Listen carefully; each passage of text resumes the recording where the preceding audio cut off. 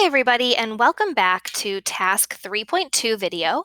In today's video, we actually have the same learning target that we did before, but we're going to focus on a different part of the learning target. So in our previous video, we focused on identifying intervals where the graph was increasing, decreasing, and constant. Today, we're going to focus on identifying the domain and the range of a function. So we've got some new vocabulary today, as well as interpreting the meaning in the context of a problem. As a reminder, we have certain symbols that we use when we're using interval notation, which we're going to continue to use today. So the symbols with brackets, which are kind of squared off, we're going to use when there's a closed circle.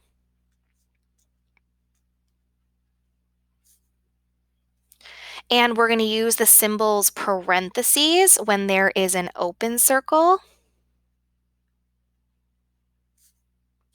or when there is an infinity, which means on the graph you're probably going to see an arrow. Now, our new vocabulary for today is domain and range. The domain of a function is the x values used by the function as we go from left to right. So I like to think about domain like this. It's how far to the left can you go, and then how far to the right can you go. In this picture, it would be the farthest to the left that I go in this graph is all the way over here at the -3. And then the farthest to the right that I go, because there's an arrow here, would be positive infinity, because it's going to keep going and going and going. So my domain in this problem would be -3, infinity. And the left side is going to have an open parentheses because there's an open circle. And the right side is going to have an open parentheses because there's an infinity. For the range, what we're looking at are all of the y values that are used by the function as we go from bottom to top. So let's start with the bottom here. Since this arrow keeps pointing down, this graph is never going to stop. So the bottom here would actually be negative infinity, because if you imagine that the y-axis keeps going, it would go down towards negative infinity.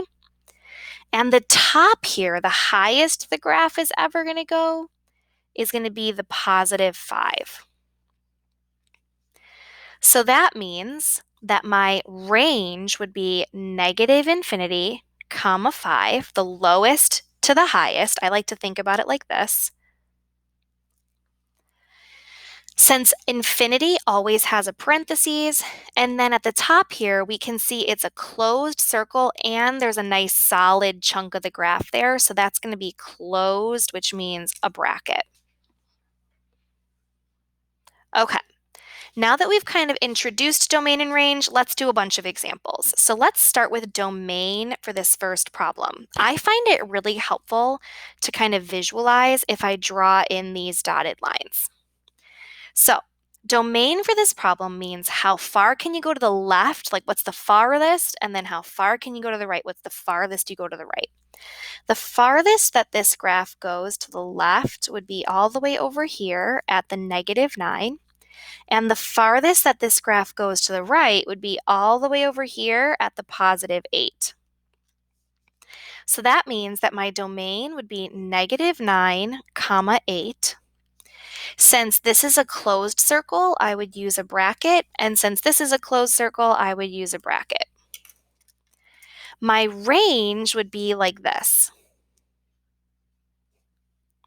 So I'm looking for the lowest the graph goes, and this graph doesn't have any arrows, so I don't need to worry about that.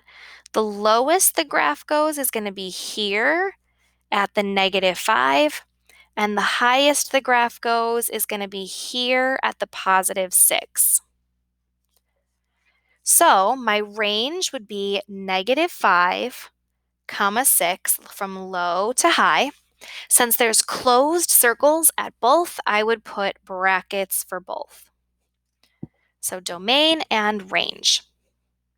Next, let's look at a little bit of a trickier example. And the reason I say that this example is trickier is because it does have an arrow. So my suggestion would be make this part of the graph longer before you start, because it reminds you that this keeps going forever and ever. For domain, we're looking from left to right. The left side of the graph here never, ever, ever, ever, ever stops. That's because there's an arrow. So the left side would be negative infinity. The right side of the graph ends over here at the positive 8, where there's an open circle. So we would have negative infinity, comma positive 8. I'm going to have a parentheses by the infinity, always. And I'm going to have a parentheses by the 8 because of the open circle. For the range, we're going from bottom to top. Now, in this case, the graph keeps going down, down, down forever. So my lowest y value would be negative infinity, and my highest y value, it looks like, is up here at the positive 6. So I would write negative infinity, comma 6. My low is going to be a parentheses because it's an infinity, and my high is going to be a bracket because it's a nice closed point there. It's nice and connected. Let's look at one more, again, a little bit of a tricky example. So for problem number 3, I'm going to start by extending this part of the graph to remind myself, like, this keeps going forever. So for my domain, I'm going from left to right, which means I'm going to go from the left side, since it keeps going forever, that would be negative infinity, to the right side, which means since it stopped at the 4, I would get positive 4. So my domain would be negative infinity, comma 4. The negative infinity is going to be open parentheses because it's an infinity, and the 4 is going to be closed because it's a filled in circle. It's going to be a bracket. Now for my range, the lowest that this one goes is going to be at the 1. And again, range is low to high.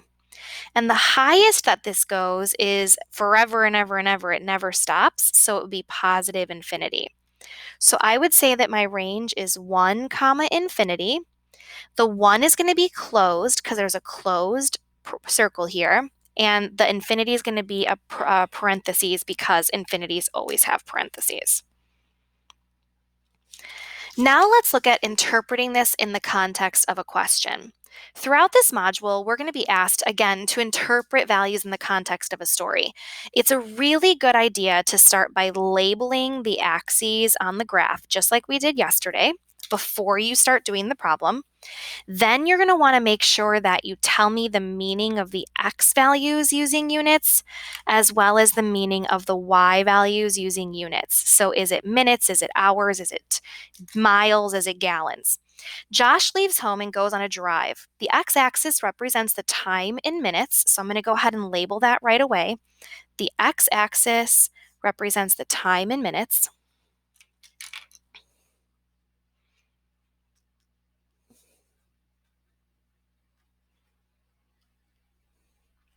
And the y-axis represents the distance in miles.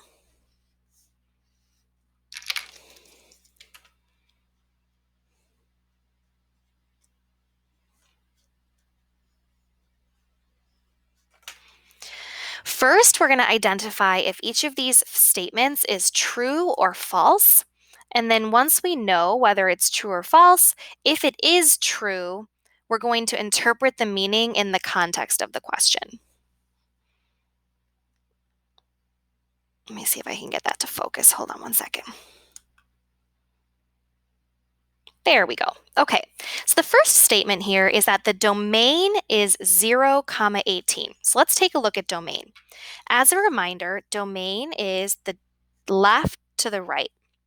The farthest to the left that this graph goes is 0, and the farthest to the right that this graph goes is 18.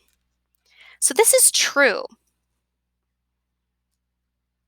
Now in this case, the 0 and the 18 are the minutes. So the time is between 0 and 18 minutes in this problem, because those are time values, x values. The range, the next statement says the range is from 0 to 6. So let's look at the range of this graph. As a reminder, range is the low to the high. The lowest that this graph goes is 0. The highest that this graph goes is 6. So that is also true. However, this time we're looking at y values. So instead of saying the time is between 0 and 18 minutes, we would say the distance is between 0 and 6 miles. Because in this case, we're talking about the y values. The last statement here says the domain is from 0 to 6. Well, again, we already checked domain, and we said that the domain goes from 0 to 18. So this is false, and if you have a false statement, you do not need to interpret it in the context of the question. All right, that is it for today. Thank you guys so much for watching. I hope you have a great afternoon, and I'll see you soon for some practice.